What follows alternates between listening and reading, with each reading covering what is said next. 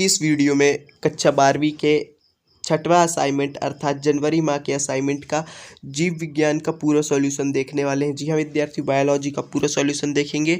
आपके यहाँ 4-4 नंबर के 5 प्रश्न आए हैं, एकदम अच्छे से उनका हैंड रिटन नोट सहित अच्छे से सॉल्यूशन देखेंगे। तो आप लोग इस वीडियो को लास्ट तक देखते रहिएगा। चलिए इस वीडियो को शुरू करते हैं। इसके पहले हमने इंग्लिश, हिंदी, केमिस्ट्री, अन्य भी सब्जेक्ट का वीडियो सॉल्यूशन हमारे चैनल पे प्रोवाइड करवा दिया है। उन सभी वीडियोस का लिंक आपको इसी वीडियो के डिस्क्रिप्शन में मिल जाएगा। देखिए यहाँ पास प्रश्न क्रमांक 1 आपसे बोल रहा है अम्ल वर्षा क्या है। सबसे पहले आपको अम्ल वर्षा की परिभाषा बताना है। फिर बोल रहा है मनुष्य पर पड़ने वाले इसके 3 प्रभाव को लिखिए।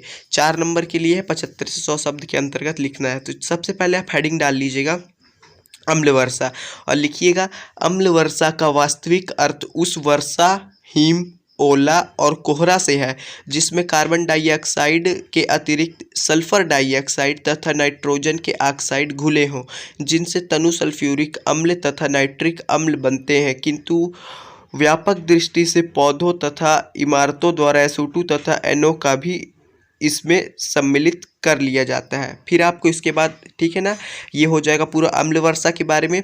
अब मनुष्य पर आपको 3 प्रभाव देखना है, तो पहले आप इतने का स्क्रीनशॉट ले लीजिए। ये हो गया अम्ल वर्षा की परिभाषा।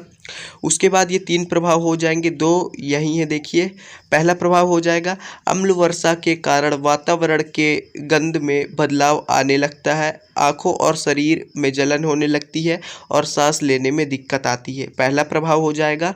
फिर दूसरा प्रभाव है, देखिए इसके कारण सांस की बीमारियां, अस्थमा, कैंसर जैसी बीमारी हो सकती है।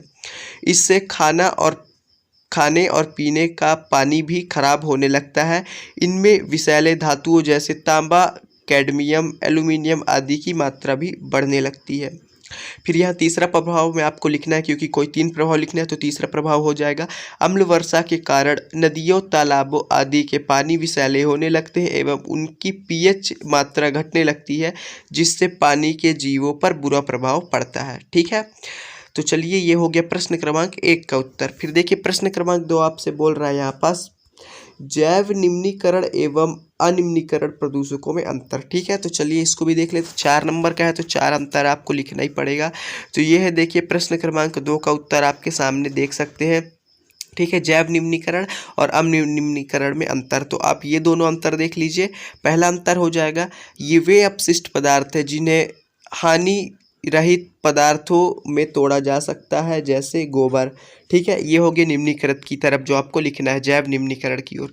फिर इधर साइड आप लिखेंगे अर्थात अजैव निम्नीकरण में ये वे अपशिष्ट पदार्थ जिन्हें हानि रहित पदार्थों में नहीं तोड़ा जा सकता है, जैसे DDT, प्लास्टिक आदि। दूसरा अंतर आप लिखेंगे ये पदार्थ जीवाणु, बैक्टीरिया द्वारा अपघटित हो जाते हैं और इस प्रकार पारिस्थितिक तंत्र में संतुलन बनाए रखते हैं।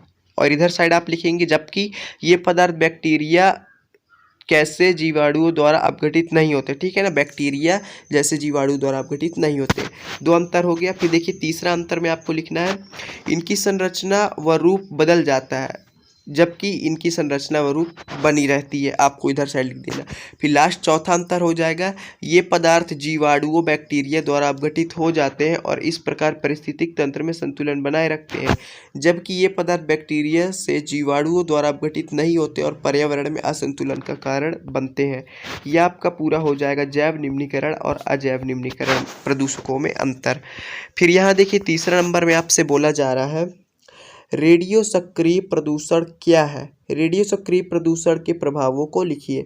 तो चलिए इसको भी देख लेते हैं, रेडियो सक्रिय प्रदूषण क्या है और इसके प्रभाव को भी अच्छे से देखेंगे। तो ये देखिए आपके सामने है रेडियो सक्रिय प्रभाव।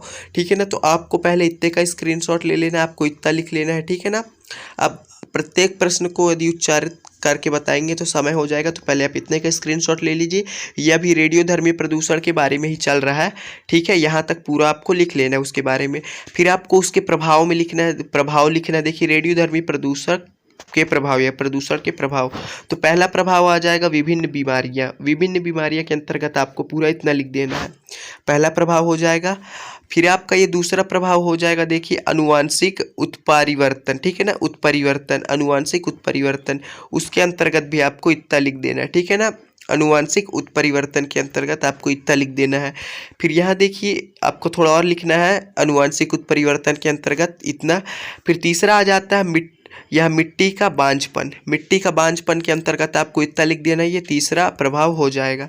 ठीक है, और उसके बाद ये तीसरे प्रभाव में अभी आपको इतना और लिखना है। ठीक है, फिर उसके बाद आपका लास्ट प्रभाव आ जाएगा, क्योंकि 4 नंबर का है तो 4 प्रभाव लिखना होगा। ये लास्ट है, देखिए कोशिका का विनाश। ठीक है, ये चौथा प्रभाव हो जाएगा, कोशिका का विनाश। आप इतना लिख लीजिएगा। यहाँ से आपका प्रश्न क्रमांक 3 भी समाप्त होता है। आप लोग चैनल को सब्सक्राइब नहीं करते हैं, प्लीज़ आप लोग चैनल को सब्सक्राइब कर लीजिएगा, ताकि हम आपकी बोर्ड परीक्षा में भी कुछ मदद कर पाए। फिर यहाँ देखिए, अब देखते हैं प्रश्न क्रमांक 4 का उत्तर। प्रश्न क्रमांक 4 क्या बोल रहा है प्रश्न? जैव विविधता क्या है? जैव विविधता की कोई 3 लाभ लिखिए। सबसे पहले चलिए देख लेते हैं जैव विविधता क्या है, फिर उसका लाभ देखेंगे। तो यहाँ देखिए, जैव विविधता की परिभाषा आपको दिख गई होगी, बस आपको इतना लिख देना है। ठीक है ना, इसका आपको 1 नंबर मिलेगा जैव विविधता की परिभाषा का, और 3 लाभ का 3 नंबर। तो देखिए, जैव विविधता की परिभाषा आपके सामने है, आपको हेडिंग डाल के इतना लिख देना है। ठीक है, ये हो गई जैव विविधता की परिभाषा। फिर उसके बाद आपसे 3 लाभ बोला गया है, तो ये देखिए 3 लाभ आपके सामने है। ठीक है, पहला लाभ हो जाएगा जैव विविधता एक सौंदर्य परक महत्वपूर्ण संसाधन है। दूसरा लाभ हो जाएगा जैविक विविधता से प्रकाश संश्लेषण में वृद्धि होती है, अर्थात जैव विविधता से प्रकाश संश्लेषण में वृद्धि होती है। तीसरा लाभ हो जाएगा जैव विविधता परागण प्रक्रिया को बढ़ावा देती है। और आप अतिरिक्त एक लाभ लिख सकते हैं, जो हो जाएगा जैव विविधता का प्रस्वेदन रासायनिक चक्र तथा पोषक चक्र पर अनुकूल प्रभाव पड़ता है, मतलब अच्छा प्रभाव पड़ता है, अनुकूल प्रभाव। ठीक है, आप ये भी लिख सकते हैं लास्ट वाला, जैव विविधता का जल चक्र पर अनुकूल प्रभाव पड़ता है। अब हमने आपको 5 लाभ बताए हैं, आपको कोई 3 लिखना है, आप कोई 3 कर लीजिएगा। ठीक है, अब चलते हैं प्रश्न क्रमांक 5 की ओर, जो कि आपका अंतिम प्रश्न है। देखते हैं वो क्या बोल रहा है। तो ये है, देखिए प्रश्न क्रमांक 5वां आपसे बोल रहा है, निम्नलिखित के बारे में संक्षेप में चर्चा करें। सबसे पहला है आपका, देखिए यहाँ पास पवित्र स्थल, इसको पवित्र उपवन भी बोलते हैं, इसके बारे में देखेंगे। दूसरा है जैव मंडल रिजर्व। आपको 2-2 नंबर मिलेगा दोनों के लिए। चलिए इसको अच्छे से देख लेते हैं। तो यहाँ पास देखिए पवित्र उपवन आपके सामने है। ठीक है, आप पवित्र उपवन के बारे में पहले इतना स्क्रीनशॉट ले लीजिए। ठीक है, इतना लिख लीजिए। फिर आपको देखिए, उसके बाद ध्यान रखिएगा, ये जहाँ से ये छूटा है उसके बाद से आपको यहाँ लिखना है, ये हो जाएगा। ठीक है, आपको इतना और लिखना है। ठीक है, इतना और लिख लेना है। देख लीजिए, ये अभी आपका पवित्र स्थल, पवित्र उपवन के बारे में ही चल रहा है। फिर आपका आ जाएगा जैव मंडल के बारे में, तो आपको जैव मंडल के बारे में बस आपको इतना लिख लेना है। ठीक है, ये आपका पूरा हो जाएगा पवित्र उपवन अर्थात पवित्र स्थल के बारे में, और जैव मंडल के बारे में संक्षेप में लिखना रहा। तो देखिए, हमने आपको A to Z सॉल्यूशन प्रश्न क्रमांक 1 से 5 तक का सॉल्यूशन प्रोवाइड करवा दिया। आप लोग केमिस्ट्री, इंग्लिश, हिंदी, फिजिक्स, उन सभी वीडियोज़ का लिंक भी इसी वीडियो के डिस्क्रिप्शन से प्राप्त करके अपना असाइनमेंट तैयार कर लीजिएगा। चैनल को सब्सक्राइब कर लीजिएगा। धन्यवाद।